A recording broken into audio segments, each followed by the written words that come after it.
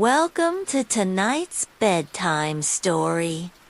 Close your eyes, take a deep breath, and let the gentle rain guide you to sleep.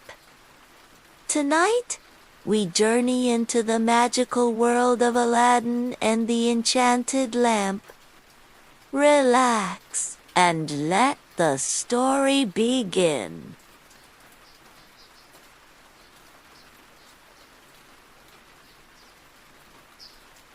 Arumba Eleste Elteskayen.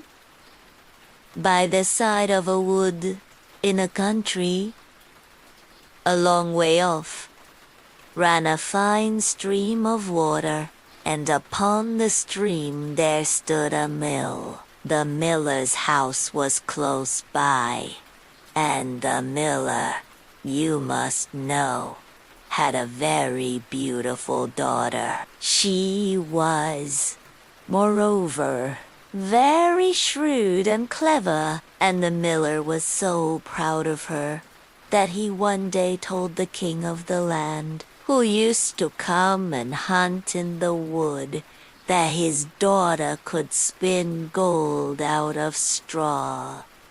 Now this king was very fond of money, and when he heard the miller's boast, his greediness was raised, and he sent for the girl to be brought before him. Then he led her to a chamber in his palace where there was a great heap of straw, and gave her a spinning wheel, and said, "All this must be spun into gold before morning, as you love your life." It was in vain that the poor maiden said that. It was only a silly boast of her father, for that she could do no such thing as spin straw into gold. The chamber door was locked, and she was left alone. She sat down in one corner of the room, and began to bewail her hard fate, when on a sudden the door opened, and a droll-looking little man hobbled in, and said, "Good morrow to you, my good lass. What are you weeping for?" "Alas," said she, "I must spin this straw into gold, and I know not how." "What will you give me," said the hobgoblin, "to do it for you?" "My necklace," replied the maiden. He took her at her word, and sat himself down to the wheel, and whistled and sang, "Round about, round about." Lo and behold, reel away, straw into gold, and round about the wheel went merrily. The work was quickly done, and the straw was all spun into gold.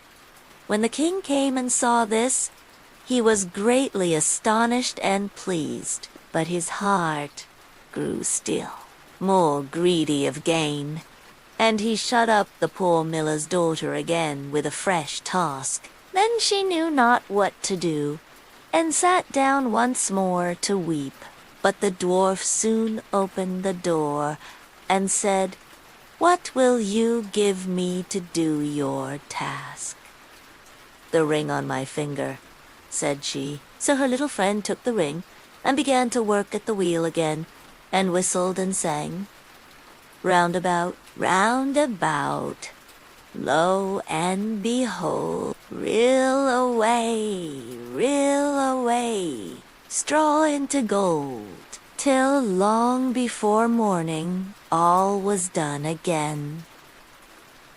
The king was greatly delighted to see all this glittering treasure, but still he had not enough.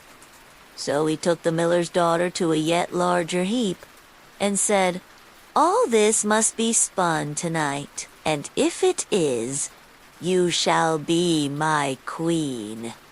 As soon as she was alone, that dwarf came in, and said, "What will you give me to spin gold for you this third time?" "I have nothing left," said she. "Then say you will give me," said the little man, "the first little child that you may have when you are queen. That may never be thought." The miller's daughter. And as she knew no other way to get her task done, she said she would do what he asked.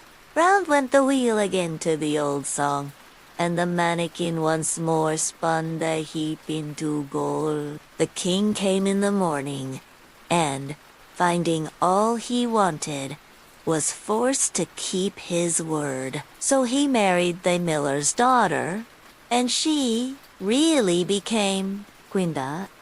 At the birth of her first little child, she was very glad and forgot the dwarf and what she had said. But one day he came into her room, where she was sitting playing with her baby, and put her in mind of it. Then she grieved sorely at her misfortune, and said she would give him all the wealth of the kingdom if he would let her off. But in vain, till at last her tears softened him, and he said, "I will give you 3 days' grace, and if during that time you tell me my name, you shall keep your child." Now the queen lay awake all night, thinking of all the odd names that she had ever heard. And she sent messengers all over the land to find out new ones. The next day the little man came, and she began with Timothy, Ichabod, Benjamin, Jeremiah, and all the names she could remember. But to all and each of them he said, "Madam, that is not my name." The second day she began with all the comical names she could hear of, Bandy-Legs, Hunchback, Crookshanks, and so on. But the little gentleman still said to every one of them, "Madam, that is not my name." The third day one of the messengers came back and said, "I have traveled 2 days without hearing of any other names, but yesterday, as I was climbing a high hill among the trees of the forest where the fox and the hare beat each other, good night, I saw a little hut, and before the hut burnt a fire, and round about the fire a funny little dwarf was dancing upon one leg and singing merrily. The feast.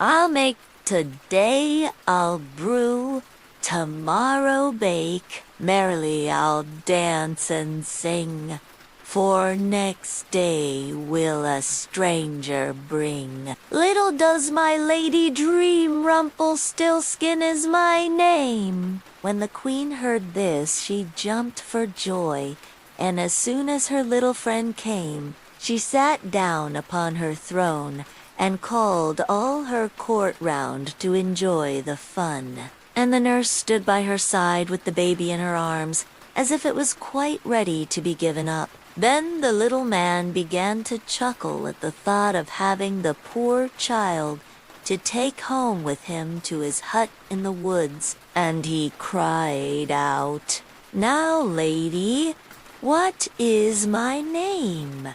Is it John?" asked she. "No, madam." "Is it Tom?" "No, madam." "Is it Jemmy?" "It is not." "Can your name be Rumpelstiltskin?" said the lady slyly. "Some witch told you that?" "Some witch told you that," cried the little man, and dashed his right foot in a rage so deep into the floor that he was forced to lay hold of it with both hands to pull it out. Then he made the best of his way off, while the nurse laughed and the baby crowed, and all the court jeered at him for having had so much trouble for nothing, and said, "We wish you a very good morning, and a merry feast, Mr. Rumpelstiltskin." Clever Gritzelda was once a cook named Gretel, who wore shoes with red heels, and when she walked out with them on, she turned herself this way and that, was quite happy and thought, "You certainly are a pretty girl." And when she came home, she drank, in her gladness of heart, a draught of wine, and as wine excites a desire to eat, she tasted the best of whatever she was cooking until she was satisfied, and said, "The cook must know what the food is like." It came to pass that the master one day said to her, "Gretel, there is a guest coming this evening. Prepare me 2 fowls very daintily." "I will see to it, master," answered Gretel. She killed 2 fowls, scalded them, plucked them, put them on the spit, and towards evening set them before the fire, that they might roast. The fowls began to turn brown, and were nearly ready, but the guest had not yet arrived. Then Gretel called out to her master, "If the guest does not come, I must take the fowls away from the fire. But it will be a sin and a shame if they are not eaten the moment they are at their juiciest." The master said, "I will run myself and fetch the guest." When the master had turned his back, Gretel laid the spit with the fowls on one side, and thought, standing so long by the fire, "There makes one sweat and thirsty. Who knows when they will come? Meanwhile, I will run into the cellar and take a drink." She ran down, set a jug, said, "God bless it for you, Gretel," and took a good drink, and thought that wine should flow on, and should not be interrupted, and took yet another hearty draught. Then she went and put the fowls down again to the fire, basted them, and drove the spit merrily round. But as the roast meat smelt so good, Gretel thought, something might be wrong. It ought to be tasted. She touched it with her finger and said, "Ah, how good fowls are. It certainly is a sin and a shame that they are not eaten at the right time." She ran to the window to see if the master was not coming with his guest, but she saw no one, and went back to the fowls and thought, "One of the wings is burning. I had better take it off and eat it." So she cut it off, ate it, and enjoyed it, and when she had done, she thought, "The other must go down too, or else Massa will observe that something is missing." When the 2 wings were eaten, she went and looked for her master, and did not see him. It suddenly occurred to her, "Who knows, they are perhaps not coming at all, and have turned in somewhere." Then she said, "Well, Gretel, enjoy yourself. 1 fowl has been cut into tip. Another drink, and eat it up entirely. When it is eaten, you will have some peace.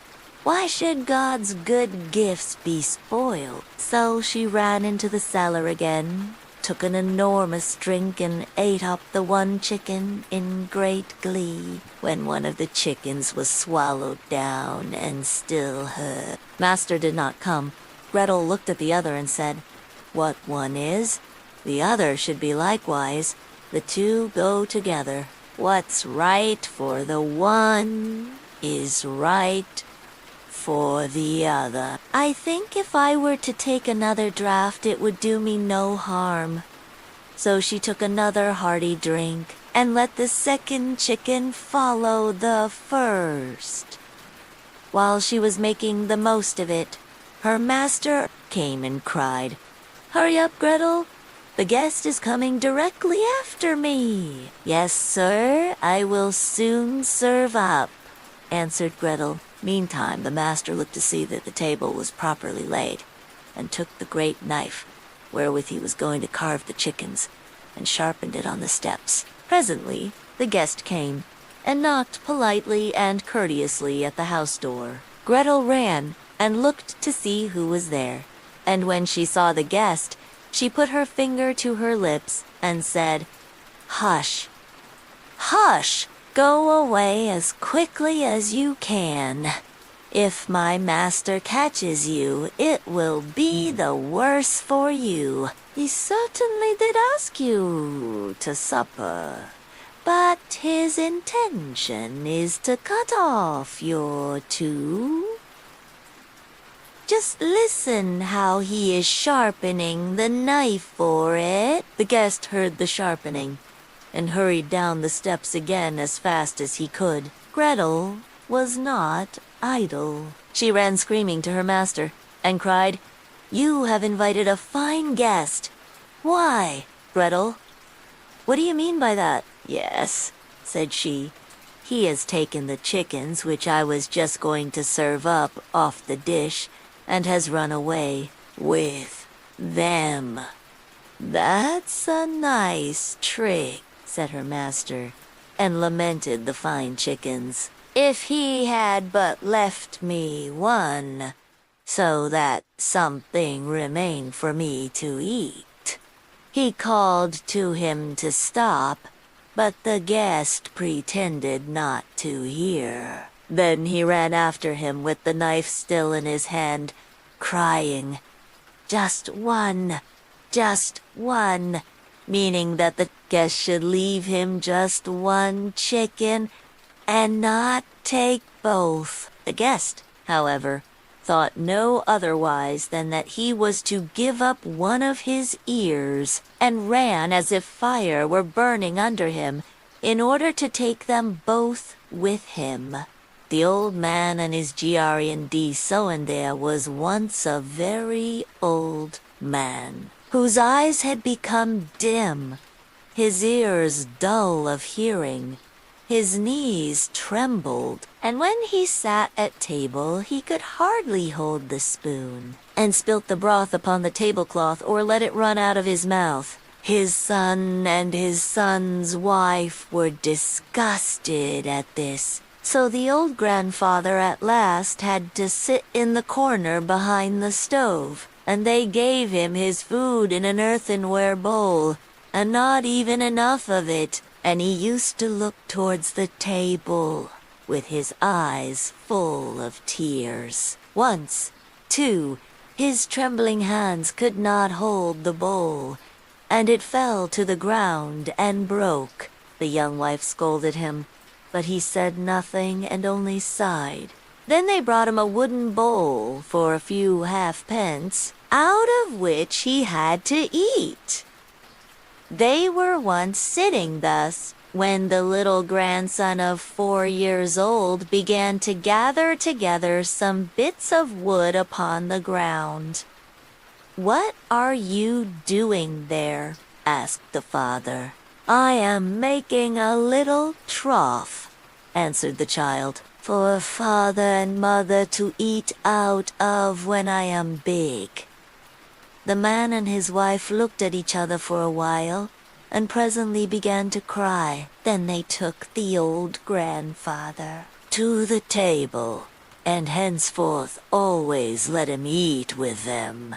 and likewise said nothing if he did spill a little of anything.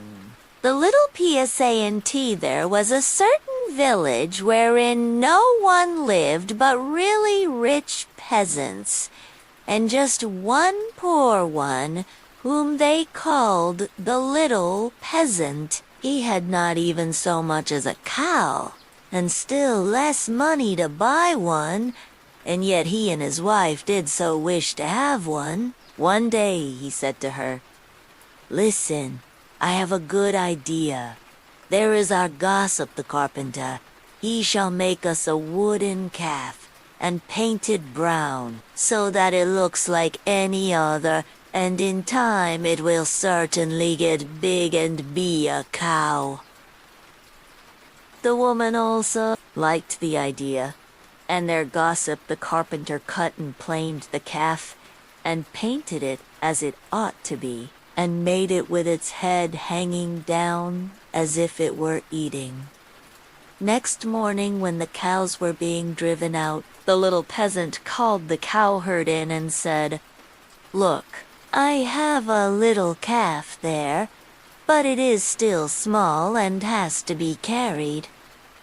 The cowherd said, "All right," and took it in his arms and carried it to the pasture and set it among the grass. The little calf always remained standing like one which was eating, and the cowherd said, "It will soon run by itself.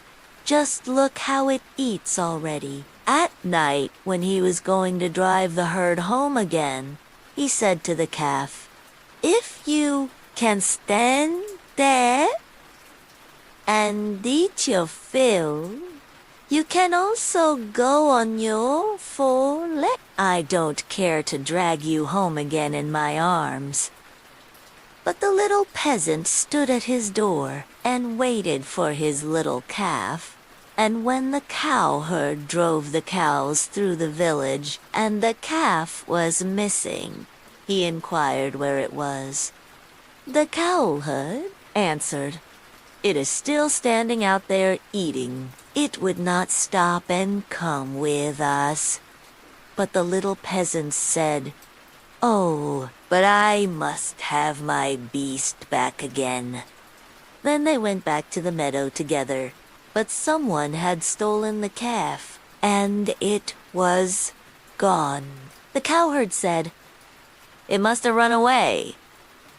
The peasant, however, said, "Don't tell me that," and led the cowherd before the mayor, who, for his carelessness, condemned him to give the peasant a cow for the calf which had run away. Now the little peasant and his wife had the cow for which they had so long wished, and they were heartily glad, but they had no food for it, and could give it nothing to eat. So it soon had to be killed. They salted the flesh, and the peasant went into the town and wanted to sell the skin there, so that he might buy a new calf with the proceeds. On the way he passed by a mill, and there sat a raven with broken wings, and out of pity he took him, and wrapped him in the skin. But as the weather grew so bad, and there was a storm of rain and wind, he could go no farther, and turned back to the mill and begged for shelter. The miller's wife was alone in the house, and said to the peasant, "Lay yourself on the straw there," and gave him a slice of bread and cheese. The peasant ate it, and laid down with his skin beside him. And the woman thought, "He is tired and has gone to sleep." In the meantime came the parson. The miller's wife received him well, and said, "My husband is out, so we will have a feast." The peasant listened, and when he heard them talk about feasting, he was vexed that he had been forced to make shift with a slice of bread and cheese. Then the woman served up 4 different things: roast meat, salad, cakes, and wine. Just as they were about to sit down and eat, there was a knocking outside. The woman said, "Oh, heavens, it is my husband." She quickly hid the roast meat inside the tiled stove, the wine under the pillow, the salad on the bed, the cakes under it, and the parson in the closet on the porch. Then she opened the door for her husband and said, "Thank heaven, you are back again. There is such a storm.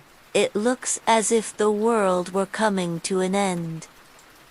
The miller saw the peasant lying on the straw and asked, "What is that fellow doing there?" "Ah," said the wife, "the poor knave came in the storm and rain and begged for shelter. So I gave him a bit of bread and cheese and showed him where the straw was." The man said, "I have no objection, but be quick and get me something to eat." The woman said, "But I have nothing but bread and cheese." "I am contented with anything," replied the husband. "So far as I am concerned, bread and cheese will do," and looked at the peasant and said, "Come and eat some more with me." The peasant did not require to be invited twice, but got up and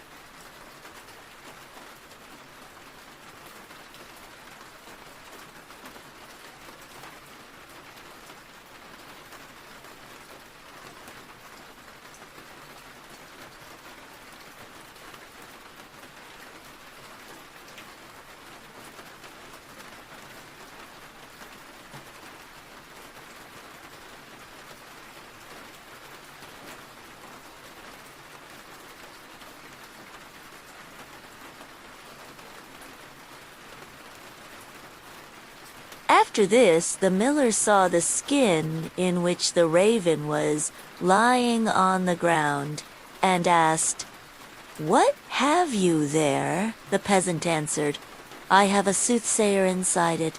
Can he foretell anything to me?" Said the miller, "Why not?" answered the peasant.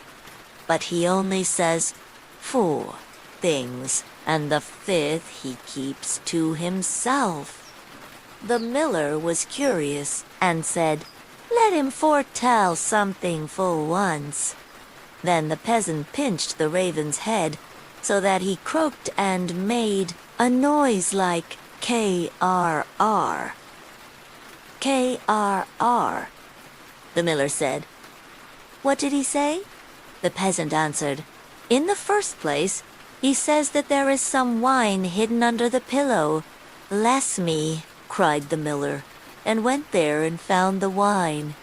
"Now go on," said he. The peasant made the raven croak again and said, "In the second place, he says that there is some roast meat in the tiled stove."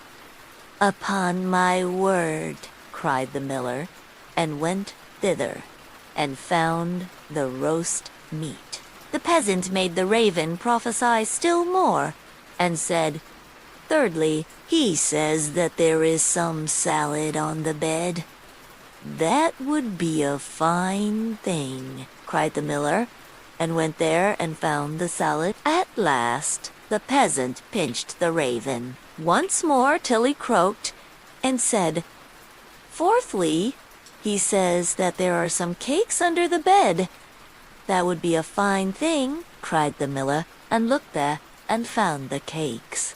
And now the two sat down to the table together. But the miller's wife was frightened to death, and went to bed and took all the keys with her. The miller would have liked much to know the 5th, but the little peasant said, first we will quickly eat the 4 things, for the 5th is something bad. So they ate, and after that they bargained how much the miller was to give for the 5th prophecy, until they agreed on 300 talers. Then the peasant once more pinched the rave's head till he croaked loudly. The miller asked, "What did he say?" The peasant replied, "He says that the devil is hiding outside there in the closet on the porch." The miller said, "The devil must go out," and opened the house. Then the woman was forced to give up the keys, and the peasant unlocked the closet. The parson ran out as fast as he could, and the miller said, "It was true. I saw the black rascal with my own eyes." The peasant, however, made off next morning by daybreak with the 300 talers. At home, the small peasant gradually launched out. He built a beautiful house, and the peasant said, "The small peasant has certainly been to the place where golden snow falls, and people carry the gold home in shovels." Then the small peasant was brought before the mayor and bidden to say from whence his wealth came. He answered, "I sold my cow's skin in the town for 300 talers. When the peasants heard that, they too wished to enjoy this great profit, and ran home, killed all their cows, and stripped off their skins in order to sell them in the town to the greatest advantage." The mayor, however, said, "But my servant must go first."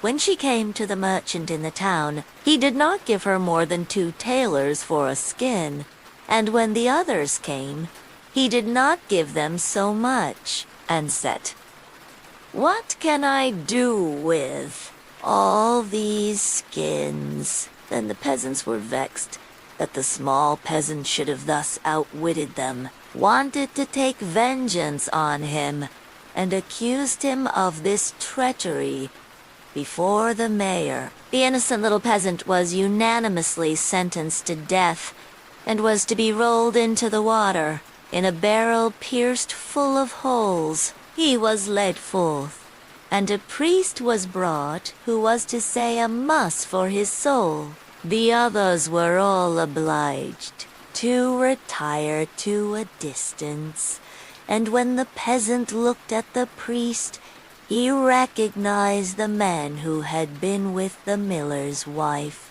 He said to him, "I set you free from the closet. Set me free from the barrel." At this same moment up came, with a flock of sheep, the very shepherd whom the peasant knew had long been wishing to be mayor, so he cried with all his might, "No, I will not do it. If the whole world insists on it, I will not do it." The shepherd, hearing that, came up to him and asked, "What are you about?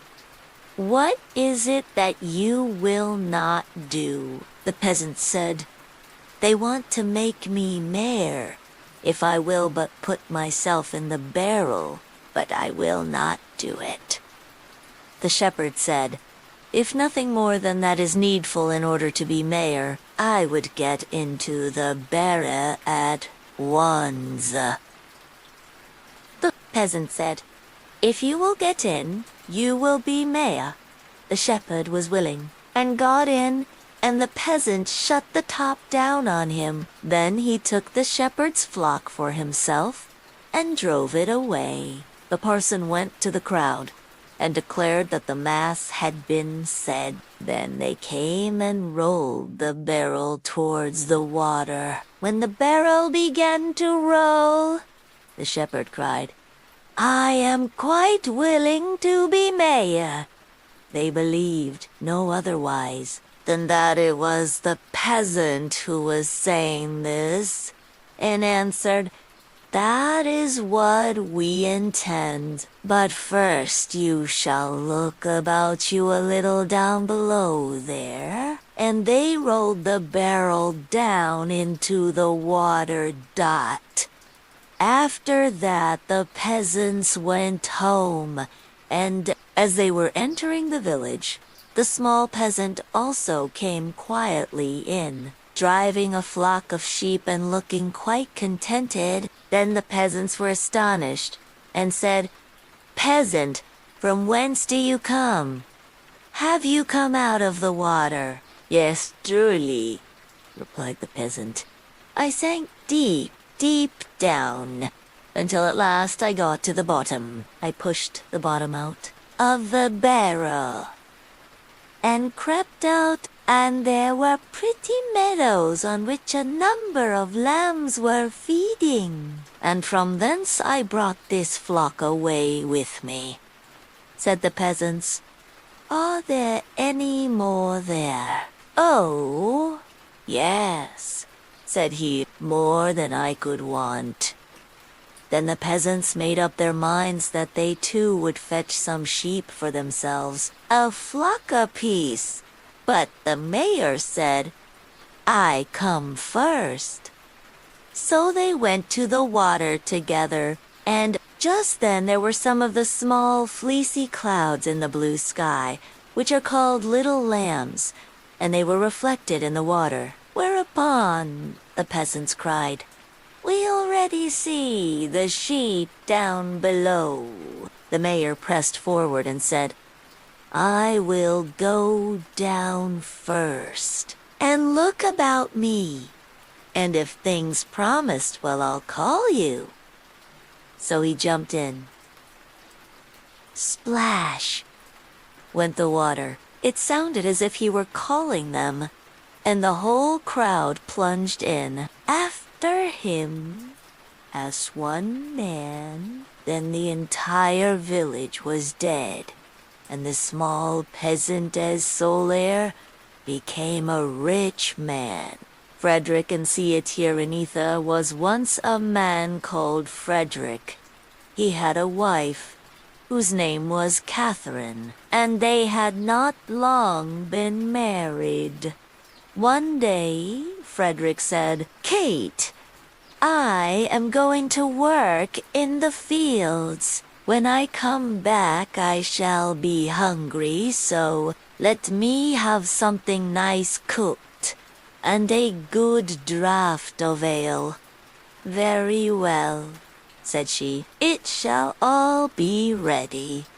When dinner time drew nigh, Catherine took a nice steak, which was all the meat she had, and put it on the fire to fry.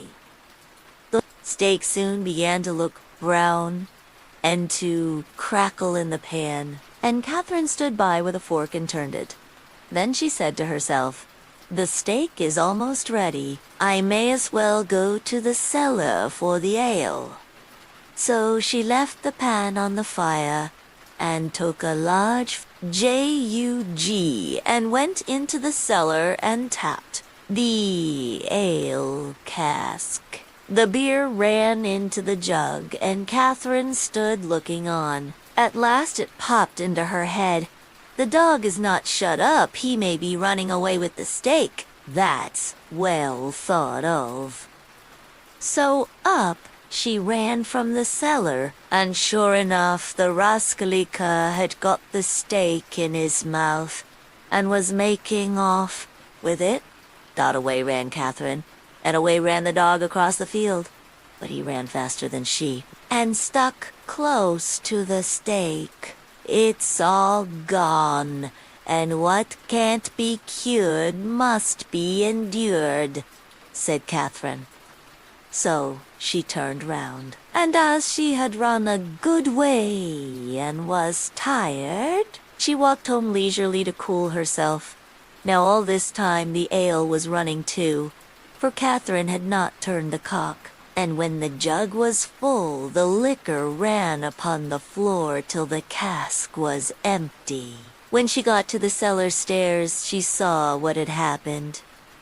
"My stars," said she, "what shall I do to keep Frederick from seeing all this slopping about?" So she thought a while, and at last remembered that there was a sack of fine meal bought at the last fair, and that if she sprinkled this over the floor it would suck up the ale nicely. "What a lucky thing," said she, "that we kept that meal. We have now a good use for it." So away she went for it, but she managed to set it down just upon the great jug full of beer, and upset it, and thus all the ale that had been saved was set swimming on the floor also. "Ah, well," said she, "when one goes another may as well follow." Then she strewed the meal all about the cellar, and was quite pleased with her cleverness, and said, "How very neat and clean it looks." At noon Frederick came home. "Now, wife," cried he, "what have you for dinner?" "Oh, Frederick," answered she, "I was cooking you a steak, but while I went down to draw the ale, the dog ran away with it, and while I ran after him, the ale ran out. And when I went to dry up the ale with the sack of meal that we got at the fair, I upset the jug. But the cellar is now quite dry, and looks so clean." Cade, said he, "how could you do all this? Why did you leave the steak to fry and the ale to run, and then spoil all the meal?" "Why, Frederick," said she, "I did not know I was doing wrong. You should have told me before." The husband thought to himself, "If my wife manages matters thus, I must look sharp myself." Now he had a good deal of gold in the house, so he said to Catherine, "What pretty yellow buttons these are. I shall put them into a box and bury them in the garden. But take care that you never go near or meddle with them." "No, Frederick," said she, "that I never will." As soon as he was gone, there came by some peddlers with earthenware plates and dishes, and they asked her whether she would buy. "Oh, dear me, I should like to buy very much, but I have no money. If you had any use for yellow buttons, I might deal with you." "Yellow buttons," said they. "Let us have a look at them. Go into the garden and dig where I tell you, and you will find the yellow buttons. I dare not go myself." So the rogues went, and when they found what these yellow buttons were, they took them all away and left her plenty of plates and dishes. Then she set them all about the house for a show, and when Frederick came back, he cried out, "Kate, what have you been doing?" "See," said she, "I have bought all these with your yellow buttons, but I did not touch them myself.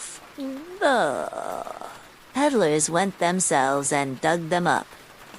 Wife, said Frederick, "what a pretty piece of work you have made. Those yellow buttons were all my money.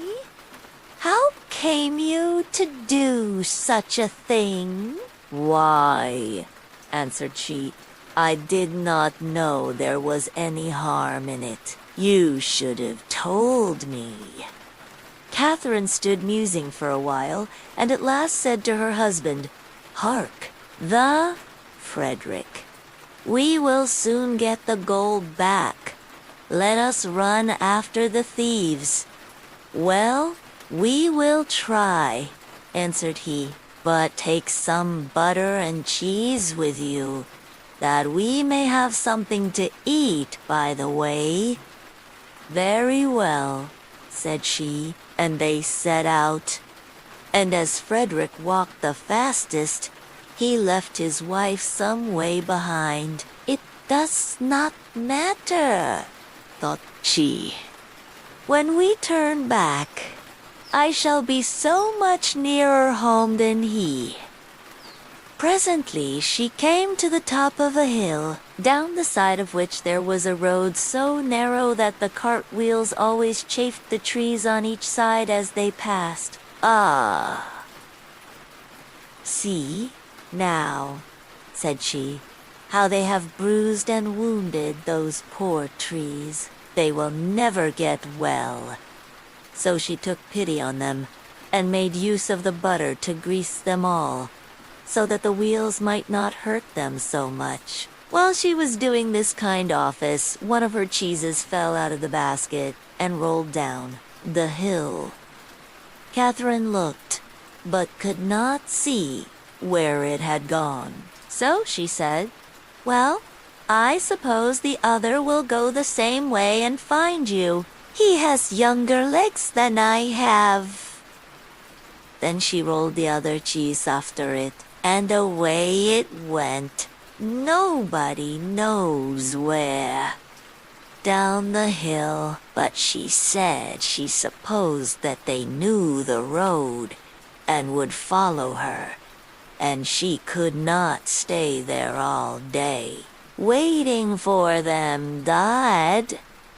At last she overtook Frederick, who desired her to give him something to eat. Then she gave him the dry bread. "Where are the butter and cheese?" said he. Answered she, "I used the butter to grease those poor trees that the wheels chafed so, and one of the cheeses ran away, so I sent the other after it to find it. And I suppose they are both on the road together somewhere. What a goose you are to do such silly things," said the husband. "How can you say so?" said she. "I am sure you never told me naught." They ate the dry bread together, and Frederick said, "Kate, I hope you locked the door safe when you came away." "No," answered she, "you did not tell me." "Then go home and do it now before we go any farther," said Frederick, "and bring with you something to eat."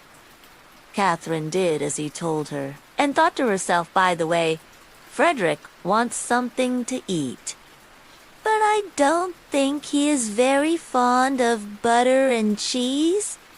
I'll bring him a bag of fine nuts and the vinegar, for I have often seen him take some." When she reached home, she bolted the back door, but the front door she took off the hinges and said, "Frederick told me to lock the door, but surely it can nowhere be so safe if I take it with me."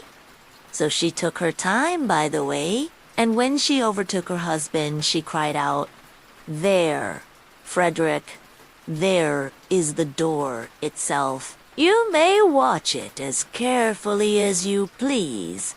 Alas, alas," said he, "what a clever wife I have. I sent you to make the house fast, and you take the door away, so that everybody may go in and out as they please. However, as you have brought the door, you shall carry it about with you for your pains."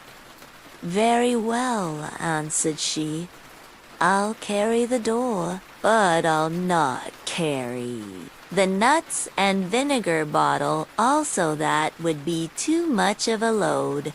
So, if you please, I'll fasten them to the door."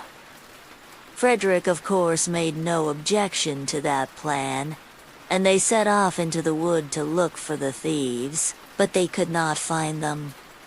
And when it grew dark, they climbed up into a tree to spend the night there. Scarcely were they up, then who should come by but the very rogues they were looking for? They were in truth great rascals, and belonged to that class of people who find things before they are lost. They were tired, so they sat down and made a fire under the very tree where Frederick and Catherine were. Frederick slipped down on the other side and picked up some stones. Then he climbed up again and tried to hit the thieves on the head with them. But they only said, "It must be near morning, for the wind shakes the fapples down." Catherine, who had the door on her shoulder, began to be very tired, but she thought it was the nuts upon it that were so heavy. So she said softly, "Frederick, I must let the nuts go." "No," answered he, "not now. They will discover us." "I can't help that. They must go." "Well then, make haste and throw them down, if you will." Then away rattled the nuts down among the boughs, and one of the thieves cried, "Bless me, it is hailing." A little while after, Catherine thought the door was still very heavy, so she whispered to Frederick, "I must throw the vinegar down." "Pray don't," answered he. "It will discover us." "I can't help that," said she. "Go, it must."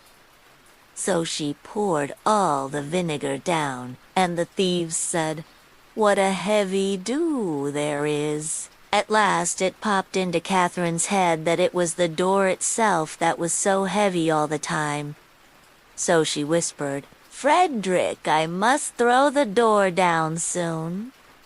But he begged and prayed her not to do so, for he was sure it would betray them. "Here goes, however," said she, and down went the door with such a clatter upon the thieves that they cried out, "Murder!" and not knowing what was coming, ran away as fast as they could and left all the gold. So when Frederick and Catherine came down, there they found all their money safe and sound. Sweetheart Erlandy, there was once upon a time a woman who was a real witch, and had 2 daughters, one ugly and wicked. And this one she loved, because she was her own daughter. And one beautiful and good, and this one she hated, because she was her stepdaughter. The stepdaughter once had a pretty apron, which the other fancied so much that she became envious, and told her mother that she must and would have that apron. "Be quiet, my child," said the old woman, "and you shall have it. Your stepsister has long deserved death. Tonight, when she is asleep, I will come and cut her head off. Only be careful that you are at the far side of the bed, and push her well to the front. It would have been all over with the poor girl if she had not just then been standing in a corner, and heard everything. All day long she dared not go out of doors, and when bedtime had come, the witch's daughter got into bed first, so as to lie at the far side, but when she was asleep, the other pushed her gently to the front, and took for herself the place at the back. close by the wall. In the night, the old woman came creeping in. She held an axe in her right hand and felt with her left to see if anyone were lying at the outside. And then she grasped the axe with both hands and cut her own child's head off. When she had gone away, the girl got up and went to her sweetheart, who was called Roland, and knocked at his door. When he came out, she said to him, "Listen, dearest Roland, we must fly in all haste. My stepmother wanted to kill me, but has struck her own child. When daylight comes, and she sees what she has done, we shall be lost." "But," said Roland, "I counsel you first to take away her magic wand, or we cannot escape if she pursues us." The maiden fetched the magic wand, and she took the dead girl's head and dropped 3 drops of blood on the ground, 1 in front of the bed, 1 in the kitchen, and 1 on the stairs. Then she hurried away with her lover. When the old witch got up next morning, she called her daughter and wanted to give her the apron, but she did not come. Then the witch cried, "Where are you?" "Here, on the stairs. I am sweeping," answered the first drop of blood. The old woman went out, but saw no one on the stairs, and cried again, "Where are you?" "Here in the kitchen. I am warming myself," cried the second drop of blood. She went into the kitchen, but found no one. Then she cried again, "Where are you?" "Ah, here in the bed. I am sleeping," cried the third drop of blood. She went into the room to the bed. What did she see there? Her own child, whose head she had cut off, bathed in her blood. The witch fell into a passion, sprang to the window, and as she could look forth quite far into the world, she perceived her stepdaughter hurrying away with her sweetheart Roland. "That shall not help you," cried she. "Even if you have got a long way off, ye shall still not escape me."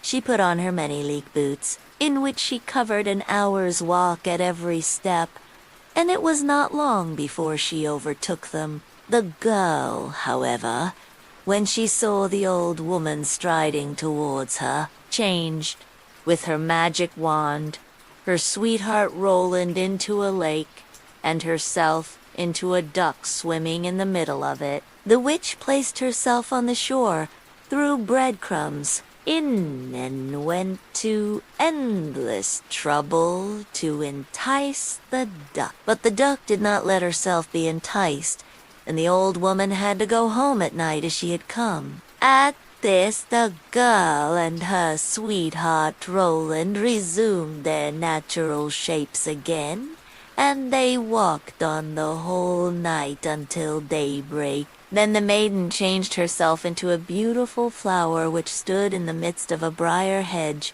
and her sweetheart Roland into a fiddler. It was not long before the witch came striding up towards them, and said to the musician, "Dear musician, may I pluck that beautiful flower for myself?" "Oh, yes," he replied. "I will play to you while you do it." As she was hastily creeping into the hedge and was just going to pluck the flower, knowing perfectly well who the flower was, he began to play, and whether she would or not, she was forced to dance, for it was a magical dance. The faster he played, the more violent springs was she forced to make, and the thorns tore her clothes from her body, and pricked her and wounded her till she bled. And as he did not stop, she had to dance till she lay dead on the ground. As they were now set free," Roland said. "Now I will go to my father and arrange for the wedding. Then, in the meantime, I will stay here and wait for you," said the girl, "and that no one may recognize me, I will change myself into a redstone landmark."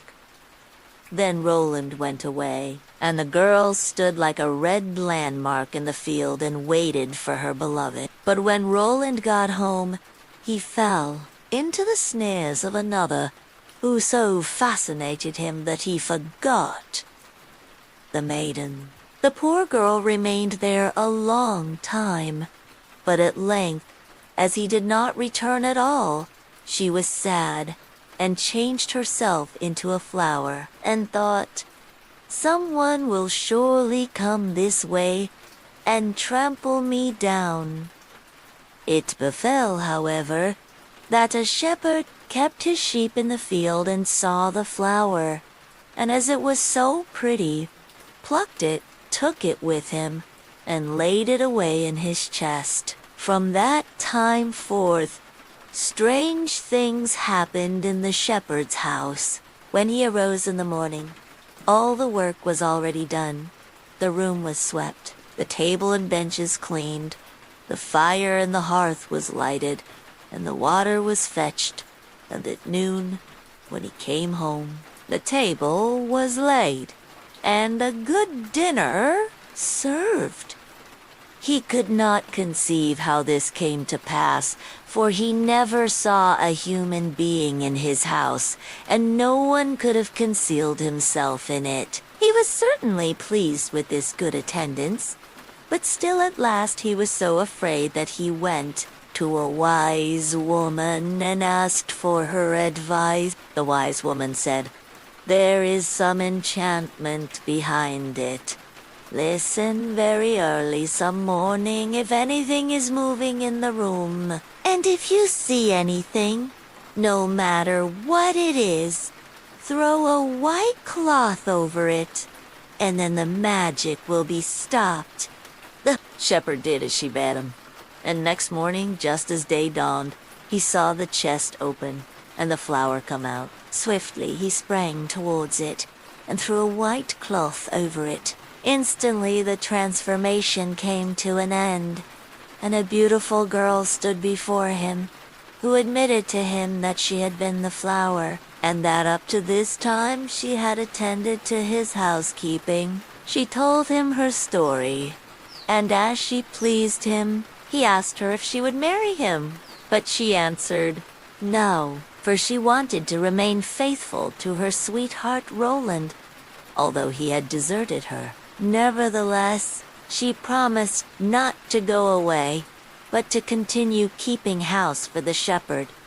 And now the time drew near when Roland's wedding was to be celebrated. And then, according to an old custom in the country, it was announced that all the girls were to be present at it, and singing in honor of the bridal pair. When the faithful maiden heard of this, she grew so sad that she thought her heart would break, and she would not go thither, but the other girls came and took her. When it came to her turn to sing, she stepped back, until at last she was the only one left, and then she could not refuse. But when she began her song, and it reached Roland's ears, he sprang up and cried, "I know the voice.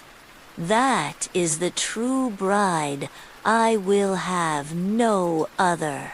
Everything he had forgotten and which had vanished from his mind had suddenly come home again to his heart. Then the faithful maiden held her wedding with her sweetheart Roland, and grief came to an end and joy began.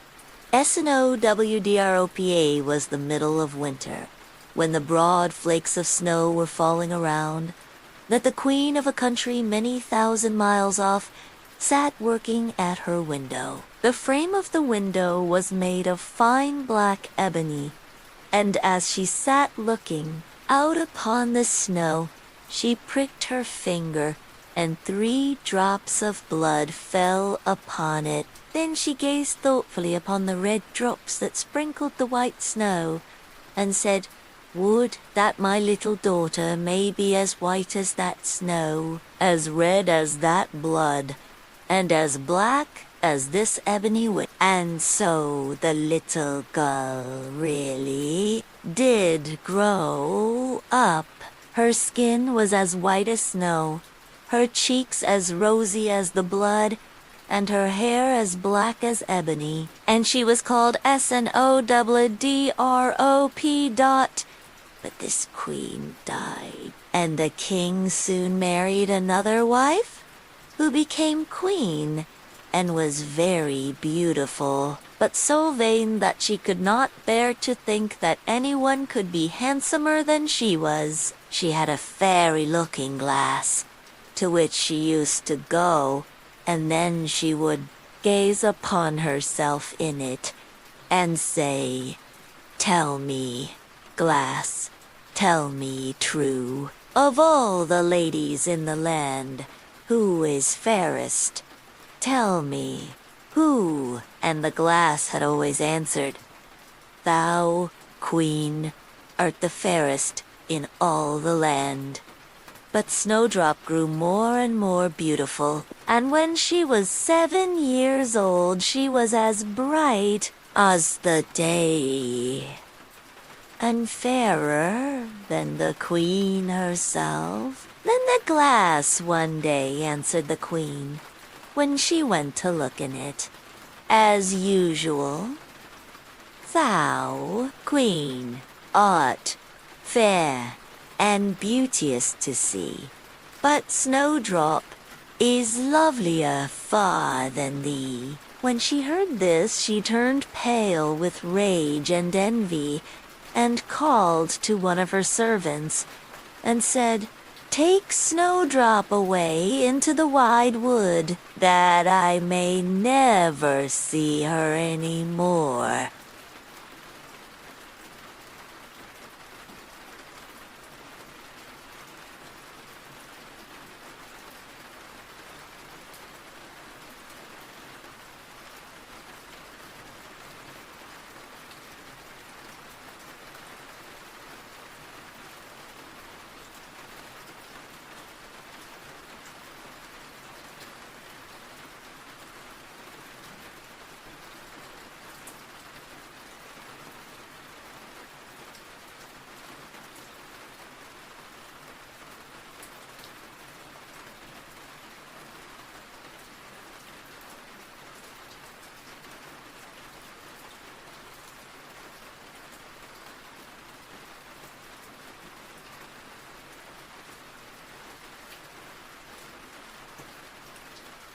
But his heart melted when Snow begged him to spare her life, and he said, "I will not hurt you, thou pretty child."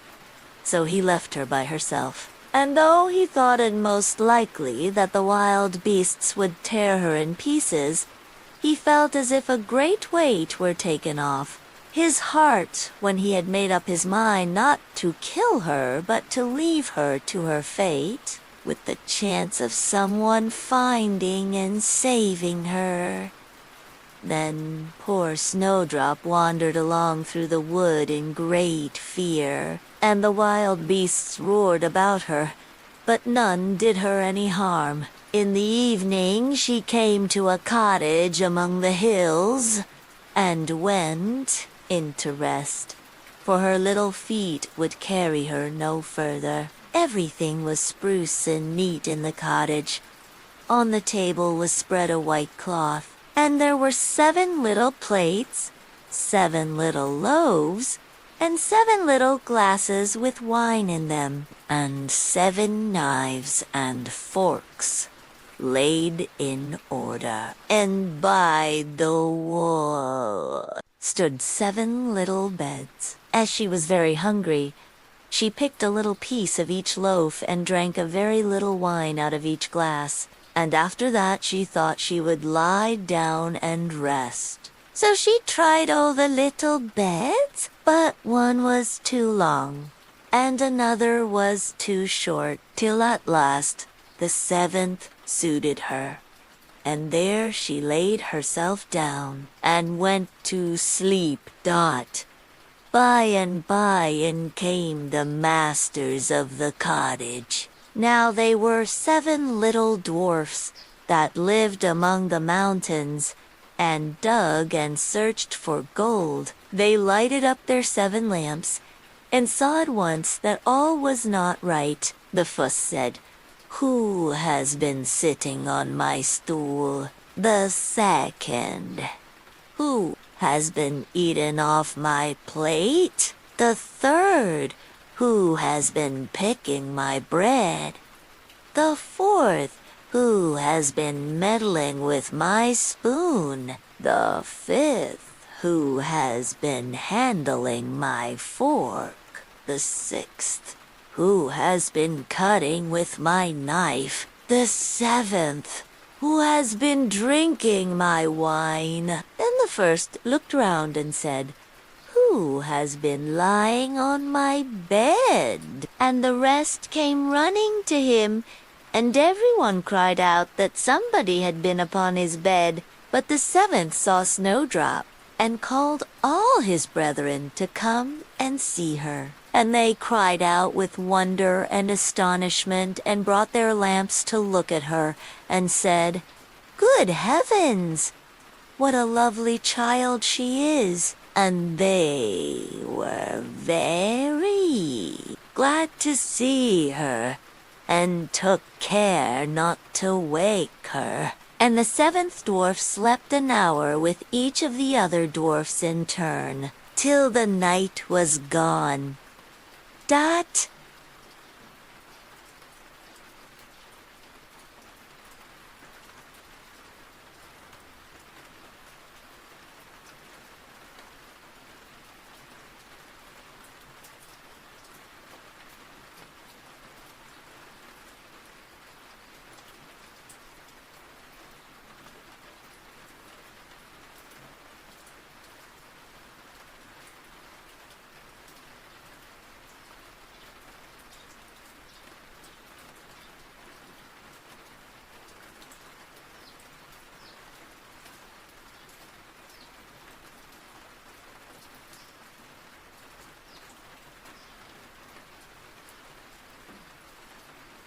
Ew. No letter. Ew. And they pitied her, and said if she would keep all things in order, and cook, and wash, and knit, and spin for them, she might stay where she was, and they would take good care of her. Then they went out all day long to their work, seeking for gold and silver in the mountains. But Snowdrop was left at home, and they warned her, and said, "The Queen will soon find out where you are, so take care and let no one in."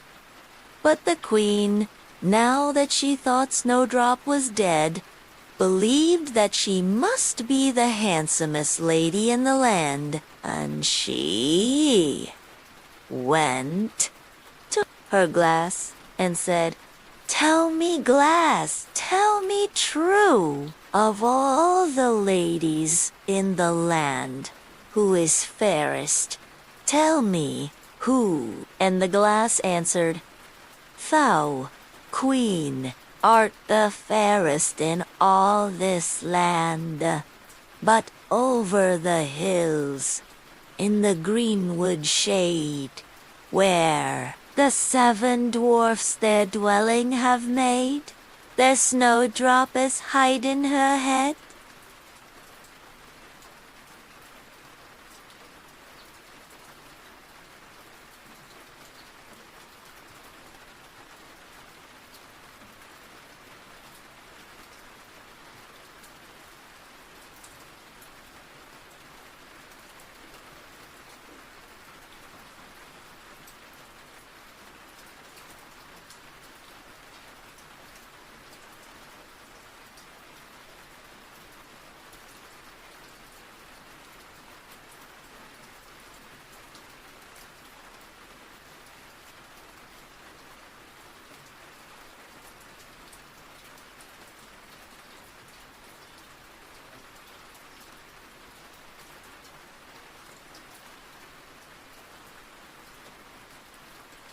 than thee? Then the queen was very much frightened, for she knew that the glass always spoke the truth, and was sure that the servant had betrayed her, and she could not bear to think that anyone lived who was more beautiful than she was. So she dressed herself up as an old peddler, and went her way over the hills to the place where the dwarfs dwelt. Then she knocked at the door and cried, "Fine wares to sell." Snowdrop looked out at the window and said, "Good day, good woman." What?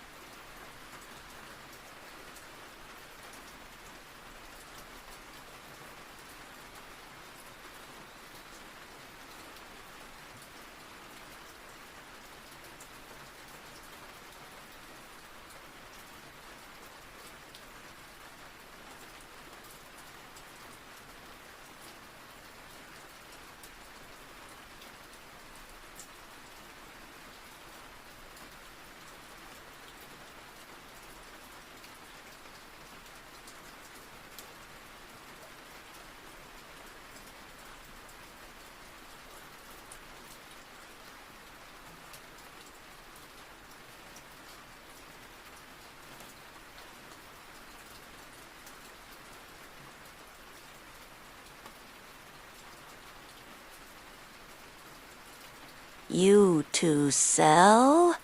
Good wares, fine wares, said she, laces and bobbins of all colors.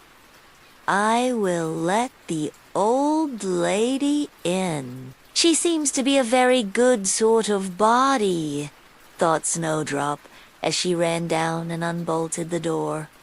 Bless me, said the old woman.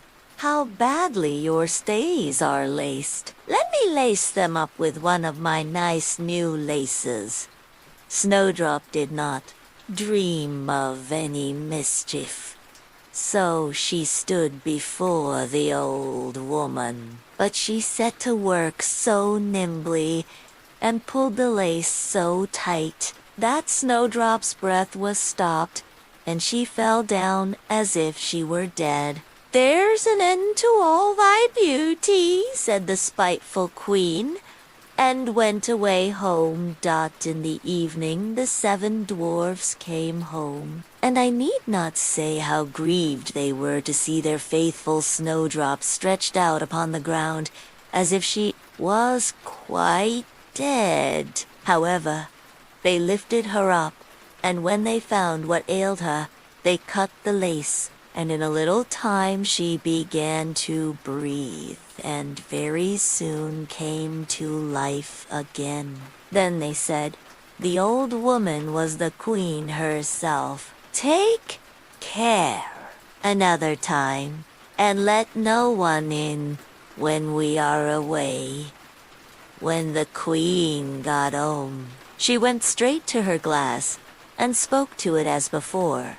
But to her great grief it still said, Thou, queen, art the fairest in all this land. But over the hills, in the green wood shade, where the 7 dwarfs their dwelling have made, there Snowdrop is hiding her head, and she is lovelier far, O queen, than thee. Then the blood ran cold in her heart with spite and malice to see that Snowdrop still lived, and she dressed herself up again, but in quite another dress from the one she wore before, and took with her a poisoned comb. When she reached the dwarf's cottage, she knocked at the door and cried, Fine wares to sell. But Snowdrop said, I dare not let anyone in. Then the queen said, Only look at my beautiful combs, and gave her the poisoned one. And it looked so pretty that she took it up and put it into her hair to try it. But the moment it touched her head, the poison was so powerful that she fell down senseless. "There you may lie," said the queen, and went her way. But by good luck, the dwarfs came in very early that evening, and when they saw Snowdrop lying on the ground, they thought what had happened, and soon found the poisoned comb. And when they took it away, she got well, and told them all that had passed, and they warned her once more not to open the door to anyone. Meantime, the queen went home to her glass, and shook with rage when she read the very same answer as before. And she said, "Snowdrop shall die, if it cost me my life." So she went by herself into her chamber and got ready a poisoned apple.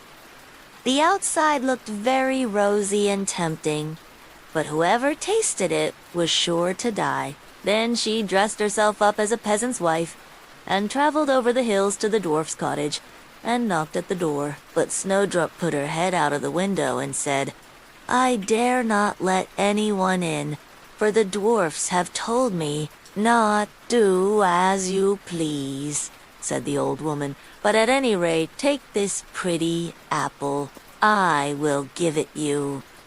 "No," said Snowdrop, "I dare not take it." "You silly girl," answered the other, "what are you afraid of? Do you think it is poisoned? Come, you eat one part, and I will eat the other."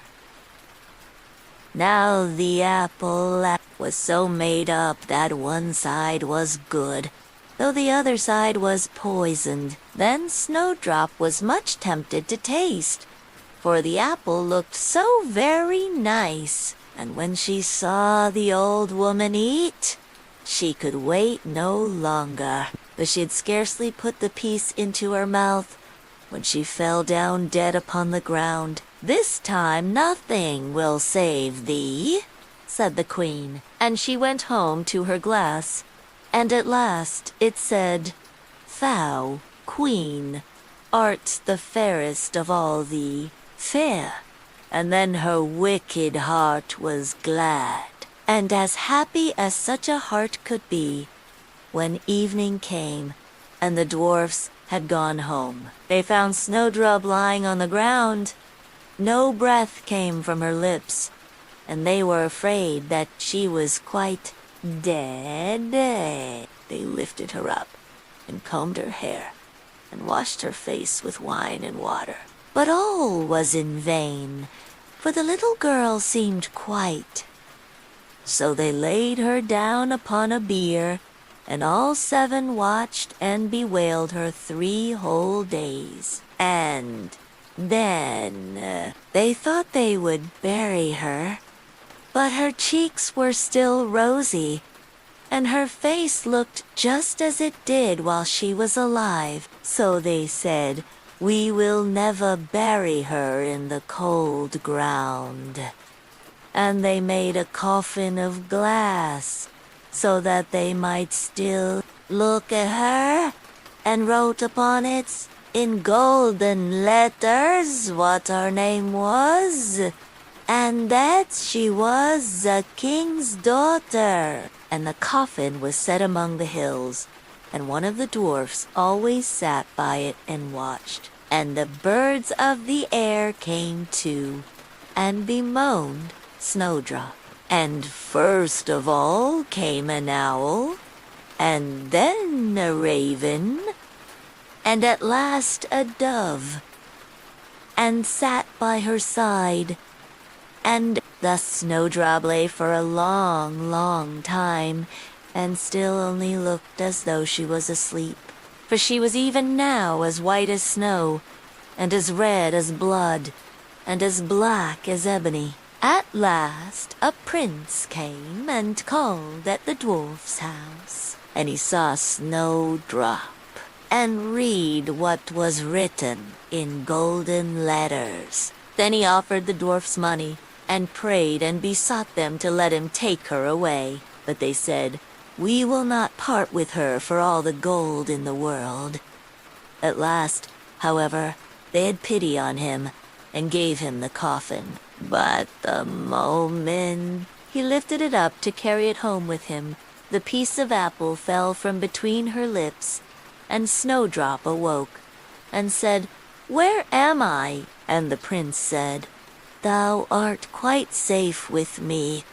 Then he told her all that had happened, and said, "I love you far better than all the world, so come with me to my father's palace, and you shall be my wife." And Snowdrop consented, and went home with the prince. And everything was got ready with great pomp and splendor for their wedding. To the feast was asked, among the rest, Snowdrop's old enemy, the queen, and as she was dressing herself in fine, rich clothes, she looked in the glass and said, "Tell me, glass, tell me true, of all the ladies in the land, who is fairest? Tell me, who?" And the glass answered, "Thou, lady, art loveliest here, I ween. But lovelier far is the new-made queen." When she heard this, she started with rage, but her envy and curiosity were so great that she could not help setting out to see the bride. And when she got there, and saw that it was no other than Snowdrop, who, as she thought, had been dead a long while, she choked with rage, and fell down and died. But Snowdrop and the prince lived and reigned happily over that land many, many years. And sometimes they went up into the mountains and paid a visit to the little dwarfs who had been so kind to Snowdrop in her time of need. The Pienka there was once upon a time a queen to whom God had given no children. Every morning she went into the garden and prayed to God in heaven to bestow on her a son or a daughter. Then an angel from heaven came to her and said, "Be at rest. You shall have a son with the power of wishing, so that whatsoever in the world he wishes for, that shall he have." Then she went to the king and told him the joyful tidings, and when the time was come, she gave birth to a son. And the king was filled with gladness. Every morning she went with the child to the garden where the wild beasts were kept, and washed herself there in a clear stream. It happened once when the child was a little older, that it was lying in her arms, and she fell asleep. Then came the old cook, who knew that the child had the power of wishing, and stole it away. And he took a hen, and cut it in pieces, and dropped some of its blood on the queen's apron and on her dress. Then he carried the child away to a secret place, where a nurse was obliged to suckle it. And he ran to the king, and accused the queen of having allowed her child to be taken from her by the wild beasts. When the king saw the blood on her apron, he believed this, fell into such a passion that he ordered a high tower to be built, in which neither sun nor moon could be seen, and had his wife put into it, and walled up. Here she was to stay for 7 years without meat or drink, and die of hunger. But God sent 2 angels from heaven in the shape of white doves, which flew to her twice a day and carried her food until the 7 years were over.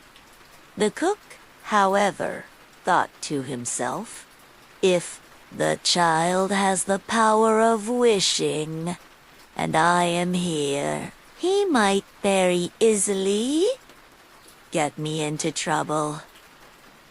So he left the palace and went to the boy, who was already big enough to speak, and said to him, "Wish for a beautiful palace for yourself with a garden, and all else that pertains to it." Scarcely were the words out of the boy's mouth when everything was there that he had wished for. After a while the cook said to him, "It is not well for you to be so alone. Wished for a pretty girl as a companion." Then the king's son wished for one, and she immediately stood before him, and was more beautiful than any painter could have painted her. The two played together and loved each other with all their hearts, and the old cook went out hunting like a nobleman. The thought occurred to him, however, that the king's son might some day wish to be with his father, and thus bring him into great peril. So he went out and took the maiden aside and said, "Tonight when the boy is asleep, go to his bed and plunge this knife into his heart and bring me his heart and tongue. And if you do not do it, you shall lose your life." Thereupon he went away. And when he returned, next day she had not done it, and said, "Why should I shed the blood of an innocent boy who has never harmed anyone?" The cook once more said, "If you do not do it, it shall cost you your own life."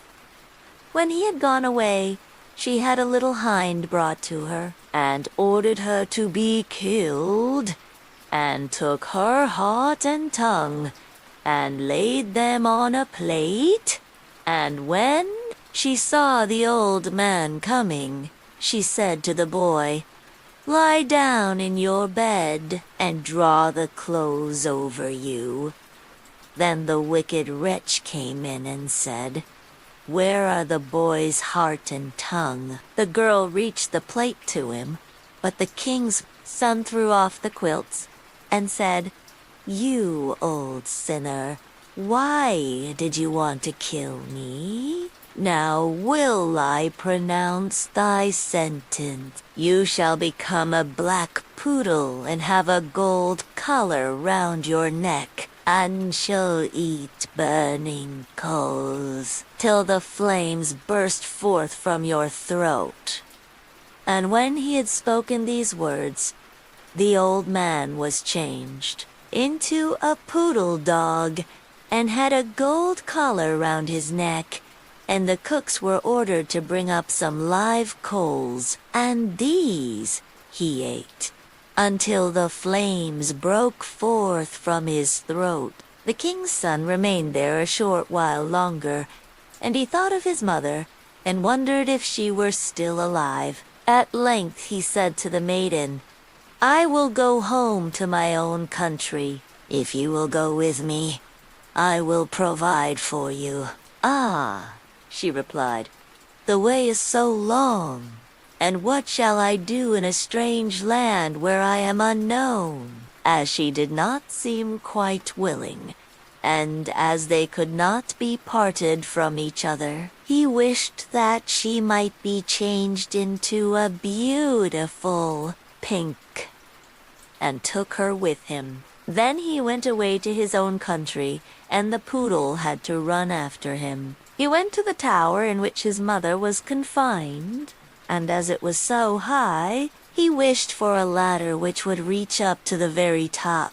Then he mounted up and looked inside, and cried, "Beloved mother, Lady Queen, are you still alive, or are you dead?" She answered, "I have just eaten, and am still satisfied," for she thought the angels were there. Said he, I am your dear son, whom the wild beasts were said to have torn from your arms. But I am alive still, and will soon set you free."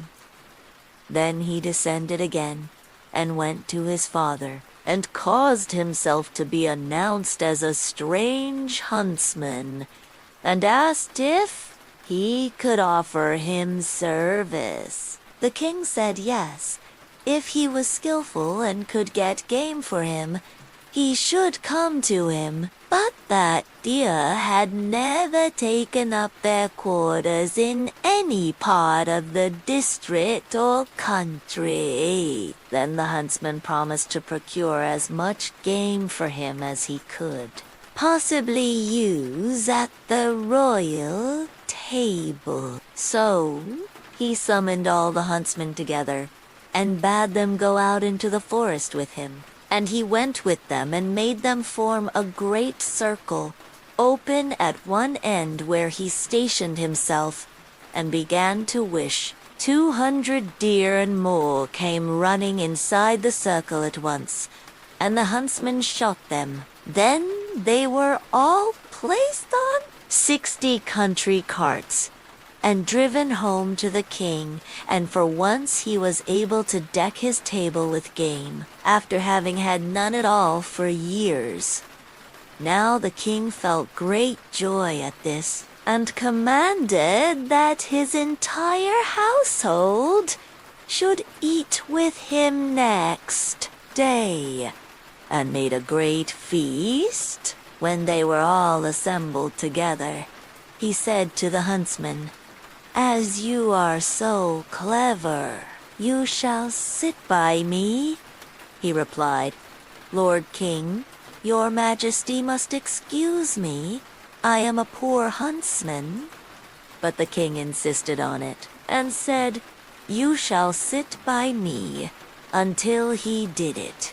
Whilst he was sitting there, he thought of his dearest mother, and wished that one of the king's principal servants would begin to speak of her, and would ask how it was faring with the queen in the tower, and if she were alive still, or had perished. Hardly had he formed the wish than the marshal began, and said, "Your Majesty, we live joyously here, but how is the queen living in the tower? Is she still alive, or has she died?" But the king replied, "She let my dear son be, torn to pieces by wild beasts. I will not have her named." Then the huntsman arose and said, "Gracious Lord Father, she is alive still, and I am her son. And I was not carried away by wild beasts, but by that wretch, the old cook, who tore me from her arms when she was asleep, and sprinkled her apron with the blood of a chicken."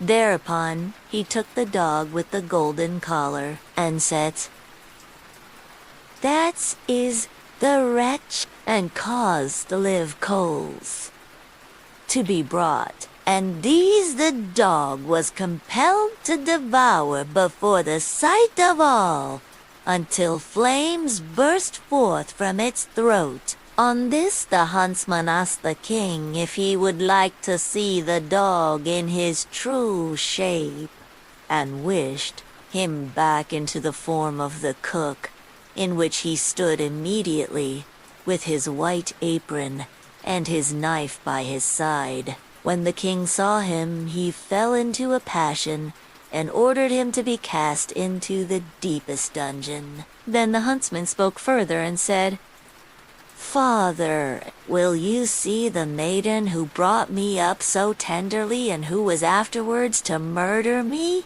but did not do it, though her own life depended on it?" The king replied, "Yes, I would like to see her." The son said, "Most gracious father, I will show her to you in the form of a beautiful flower." And he thrust his hand into his pocket, and brought forth the pink, and placed it on the royal table. And it was so beautiful that the king had never seen one to equal it. Then the sun said, "Now will I show her to you in her own form," and wished that she might become a maiden. And she stood there looking so beautiful that no painter could have made her look more so dot. And the king sent to wait in 2 attendants into the tower to fetch the queen and bring her to the royal table. But when she was let in, she ate nothing, and said, "The gracious and merciful God who has supported me in the tower will soon set me free." She lived 3 days more, and then died happily. And when she was buried, the 2 white doves, which had brought her food to the tower and were angels of heaven, followed her body and seated themselves on her grave. The aged king ordered the cook to be torn in 4 pieces, but grief consumed the king's own heart, and he soon died. His son married the beautiful maiden whom he had brought with him as a flower in his pocket, and whether they are still alive or not is known to God. Clever E. Elisive was once a man who had a daughter who was called Clever Elsie. And when she had grown up, her father said, "We will get her married." "Yes," said the mother, "if only someone would come who would have her." At length, a man came from a distance and wooed her, who was called Hans, but he stipulated that Clever Elsie should be really smart. "Oh," said the father, "she has plenty of good sense." And the mother said, "Oh, she can see the wind coming up the street, and hear the flies coughing." "Well," said Hans, "if she is not really smart, I won't have her." When they were sitting at dinner and had eaten, the mother said, "Elsie, go into the cellar and fetch some beer." Then Clever Elsie took the pitcher from the wall, went into the cellar, and tapped the lid briskly as she went, so that the time might not appear long. When she was below, she fetched herself a chair and set it before the barrel so that she had no need to stoop, and did not hurt her back or do herself any unexpected injury. Then she placed the can before her and turned the tap, and while the beer was running, she would not let her eyes be idle, but looked up at the wall, and after much peering here and there, saw a pickaxe exactly above her, which the masons had accidentally left their dart. Then Clever Elsie began to weep and said, "If I get and we have a child, and he grows big, and we send him into the cellar here to draw beer, then the pickaxe will fall on his head and kill him." Then she sat and wept and screamed with all the strength of her body over the misfortune which lay before her. Those upstairs waited for the drink, but Clever Elsie still did not come. Then the woman said to the servant, "Just go down into the cellar and see where Elsie is." The maid went and found her sitting in front of the barrel, screaming loudly.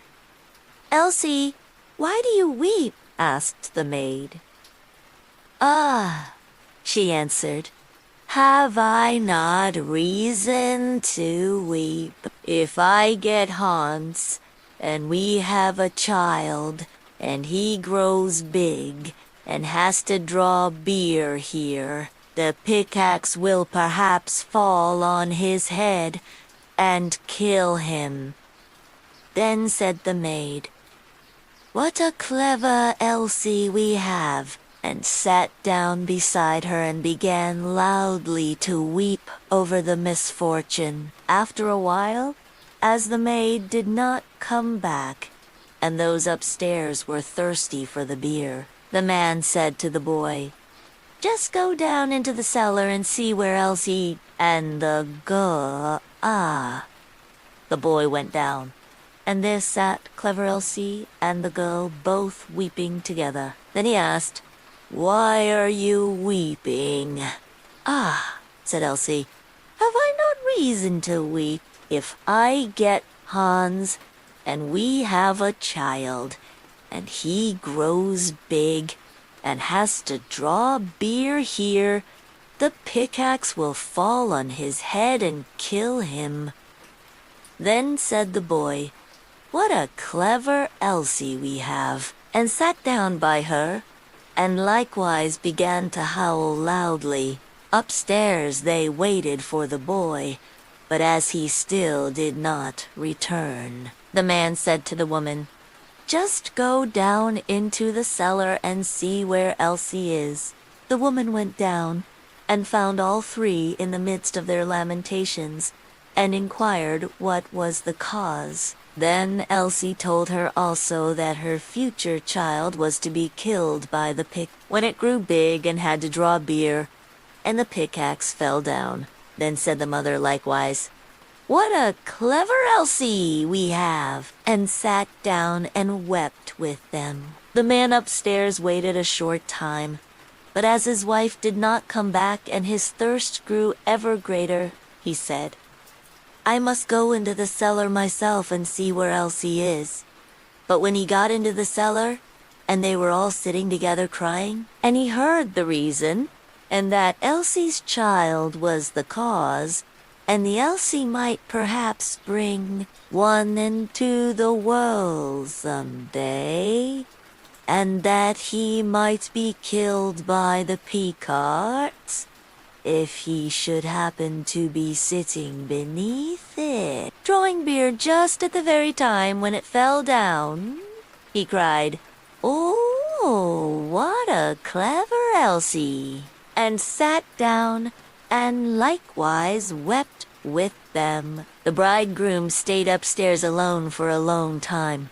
Then, as no one would come back, he thought, "They must be waiting for me below. I too must go there and see what they are about."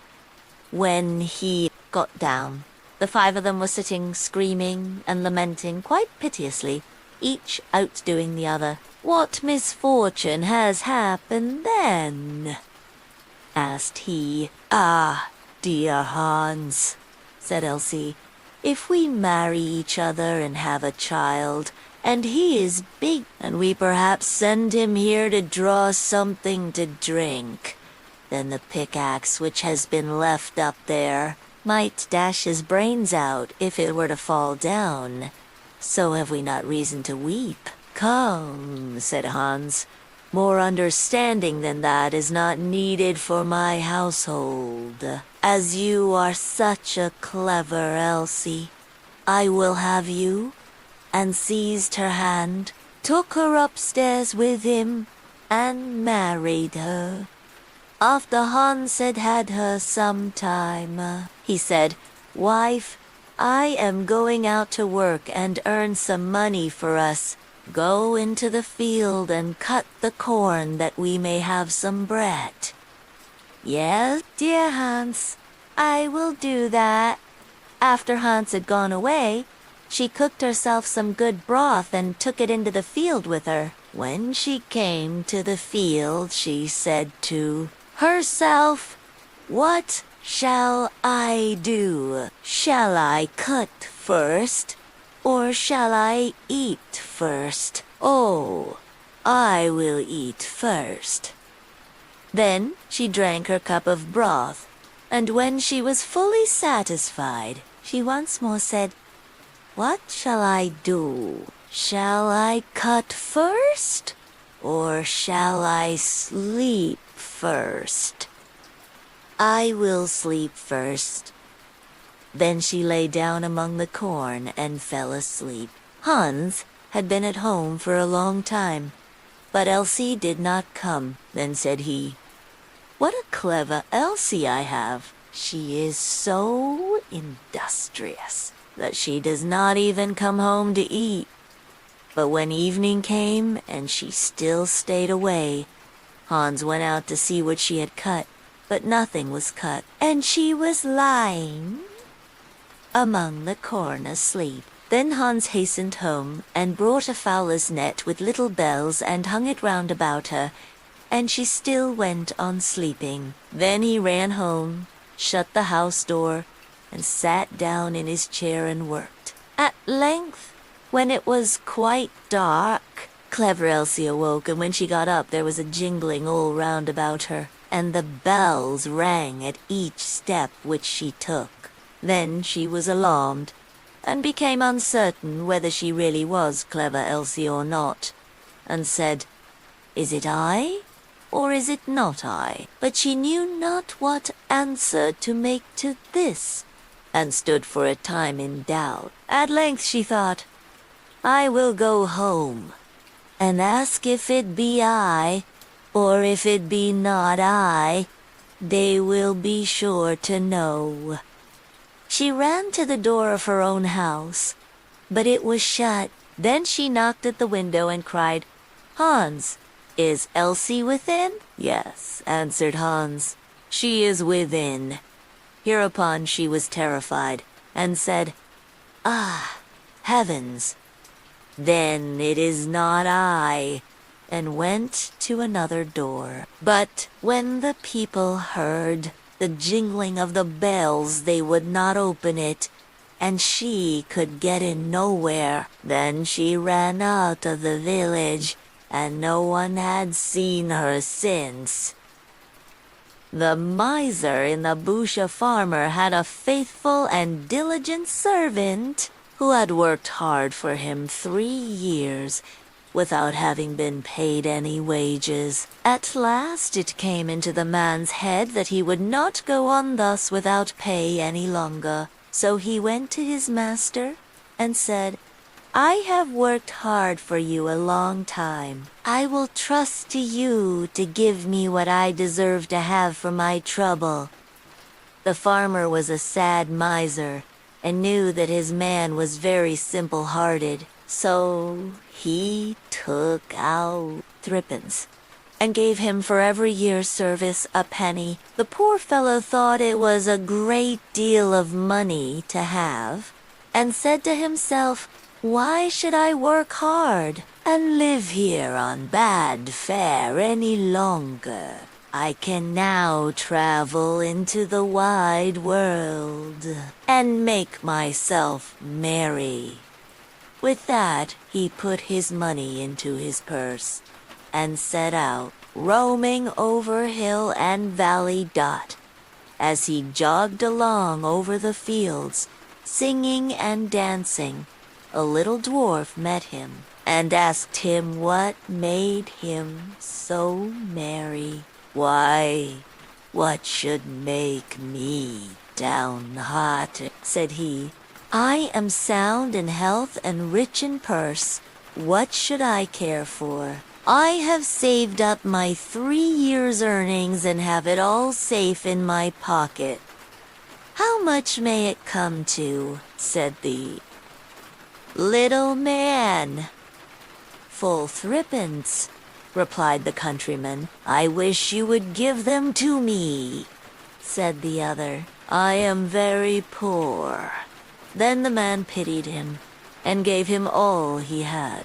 And the little dwarf said in return, "As you have such a kind, honest heart, I will grant you 3 wishes, 1 for every penny. So choose whatever you like." Then the countryman rejoiced at his good luck, and said, "I like many things better than money.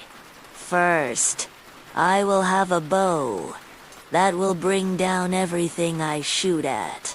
Secondly, a fiddle that will set everyone dancing that hears me play upon it. And thirdly, I should like that everyone should grant what I ask." The dwarf said he should have his 3 wishes, so he gave him the bow and fiddle and went his way. Dot, our honest friend, journeyed on his way to, and if he was merry before, he was now 10 times more so. He had not gone far before he met an old miser. Close by them stood a tree, and on the topmost twig sat a thrush, singing away most joyfully. "Oh, what a pretty bird," said the miser. "I would give a great deal of money to have such a one." "If that's all," said the countryman, "I will soon bring it down."